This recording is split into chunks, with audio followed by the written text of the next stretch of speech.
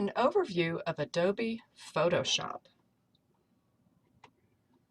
The four best words that you could describe Photoshop with are pixels, making selections, understanding color, and managing layers.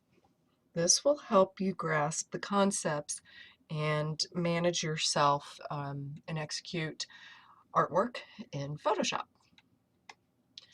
The general approach with design in Photoshop: you can begin with painting or drawing freehand on your file page, but primarily you utilize a digital image, and it's a method of editing that image. Now again, we will compare pixel images to the vector images. This time on our left is going to be our primary focus for this segment of the class, and that's the pixel-based documents.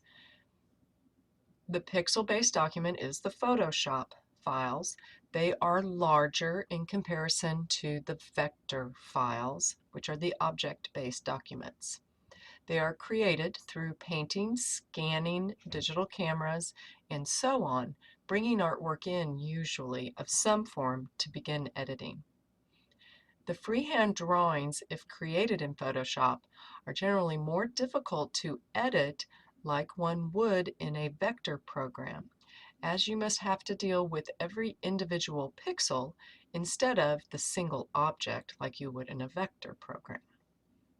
But scanned or photographic images are very easy to edit using a multitude of tools and functions, which you will learn about further in this segment of the class. Concept number one in understanding Photoshop. Many times there will be a reference of painting versus drawing. In Photoshop, the term painting will generally be used to refer to artwork created using pixels and tools. As example, the brush tool, the pencil tool, a gradient tool, the eraser tool, the paint bucket, smudge, blur, and those are just a few to mention. These tools you want to use with photographic images, scans of artwork, or when you want to create in a manner that simulates hand drawing. But then when it comes to saying drawing, those will usually have reference in the program to artwork created using the vector tools like the pen and the shape tools. Although Photoshop has these tools that will be similar to Illustrator, you don't have as much editing control as you would in Illustrator. But you can create them in Illustrator and copy and paste them into Photoshop. This allows both programs work seamlessly together in that sense. In concept number two, you need to understand pixels. When you paint original art in Photoshop or load a digital image, you will be dealing with the pixels. It is a short word for picture element, and it represents the smallest entity of a raster image. Pixels are kind of like dots, or think of a graph paper and every little tiny square. That's one reason why the files get so large, is that the address of every one of those little graphed squares has the color information, and there has to be information input for all of them. And the more pixels a file may have, the more information is saved in the file. That's another reason why it might be called bitmapped. Bit is a term for computer information, and then you're mapping it on the graph, basically. Now, here's some visual examples of understanding the pixels and its relation to resolution. The higher the resolution of your document or image, the more pixels you will have, and the finer the detail can be. There are three types of resolution that you're dealing with. What you see on your monitor, what the image is to begin with, whether it came through a scan or your digital camera, what resolution it was taken at. So that's the file that you open. Now, your monitor may only be capable of showing a certain amount of resolution, and in some cases, you can go to your control panel and manage that resolution choices. And then the other type of resolution is the output, or in essence, if you were going to print the picture, or if you were going to put it on the web for viewing. So, general resolution size for web output is 72 pixels per inch, and you need them to be smaller to be able to pass over the internet lines and load easier and quicker. If you've ever been at a website and it took forever for a picture to load, you probably don't stay around waiting for the entire picture to load. And if you have a website and that's your item you're trying to sell, you're missing out on a lot of sales if people don't stick around to um, wait for the picture to load and see it. And that's usually an indication that the picture that was selected, the file selected to put up on the website, was too high of a resolution. Now, 300 pixels per inch, or setting for your resolution, is for high quality prints. If you're going to print into a magazine for an advertisement, if you're going to print postcards to send out to clients, you need your files as high as they can be, and 300 is the industry standard. So you can see in both of these here, the eyeball and the butterfly, at a zoomed out amount, they're fairly clear and a lot of detail, but the eye certainly has a lot more detail. But zoomed in at a same amount that each image was zoomed in, now you're looking at those little tiny squares like a graph and seeing the color that is associated to them. And you can see that the eye has, in comparison, has many more pixels. Oh, I'm sorry, it's actually, sorry. This one is the high resolution, and here it is at the 72 at the same zoom level. And here with the eyeball, it's the same deal. The higher resolution, 350 dpi, or dots per inch, compared to the 72 dots per inch. So you can see it's much clearer when you have a higher dots per inch. All right, another word that you will see or hear is called anti-aliasing.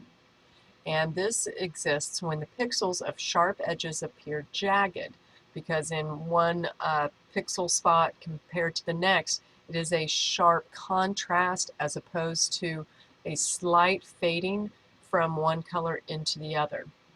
The anti-aliasing is when the edges are smoothed out by doing that averaging of the colors slowly from one to the next.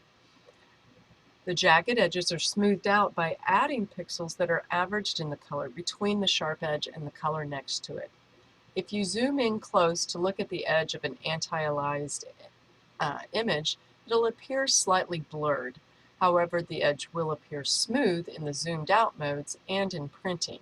You will have the option to turn your anti-aliasing on or off with several of the various tools when working in Photoshop. So here it is compared on this side, the aliased, and it looks a little rough on the zoomed out version. Anti-aliased, it looks smooth when zoomed out. Smooth edge here. When zoomed in, this looks blurred and that looks very jagged. Anti-aliased is usually what we work in. All right, in Photoshop, we do not have stroke and fill. We have foreground and background colors. They're located at the very bottom of the toolbox that's on the left-hand side of your art screen in the same place that in Illustrator the fill and stroke would be. Typically, you can use your foreground colors to paint fill and stroke selections. That's the foreground color. The background color is used to fill in areas that you erase and as the color at one end of a gradient spectrum. You'll see these explained further in tutorials. The foreground and background colors are designated using the color palette, the eyedropper tool, the swatches palette, or the color picker. And again, we'll review those once we have our tutorial going over the tools and things in Photoshop. Now then, concept number 6. Selections are created by shape and color.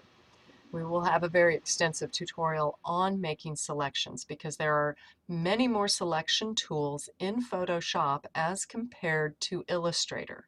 But you are basing these on color groupings or shape groupings, and there's so many of them because in different instances, different ones are going to be the better choice compared to another. It will make your job of making the selection easier and faster. We will go into talking about the lasso, polygon, and rectangle tools, the magic wand, and what tolerance means, and quick selections and quick mask modes. When a selection is made in Photoshop, it will be defined around the edge by black and white dotted lines that appear to be moving around the perimeter of the selection. Many times that's referred to as the marching ants. Each of these will be explained in more depth in their tutorials. Concept number 7. Once you have a selection made, then you can edit or transform the selected areas. You can adjust the brightness, the contrast, the sharpness, the color, hues, and etc. using an adjustment layer or choosing adjustments from the image menu. You can transform by scaling, rotating, skewing, flipping, by using transformations from the Edit menu. When done with a selection, you can let it go or deselect it by using the Control and the D key held at the same time as a keyboard shortcut, or go up to the Select menu and select Deselect. We'll review these in our selection tutorial.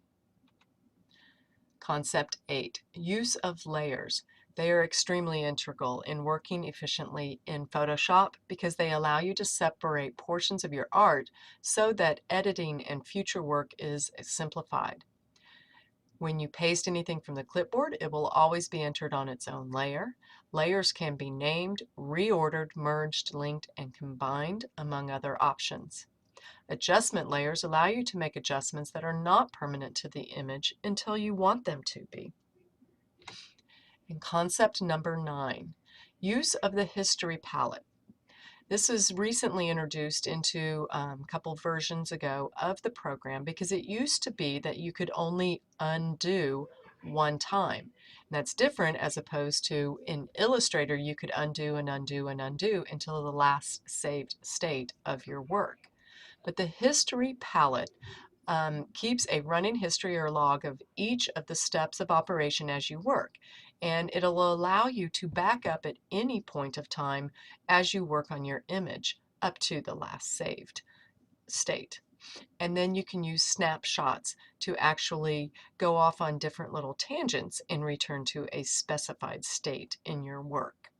We'll discuss these as well in a later tutorial. That should be all that I have for you on the overview of Photoshop. All right, so after this, you can start looking at the tutorials and open up Photoshop yourself and start to play. Good luck, have fun.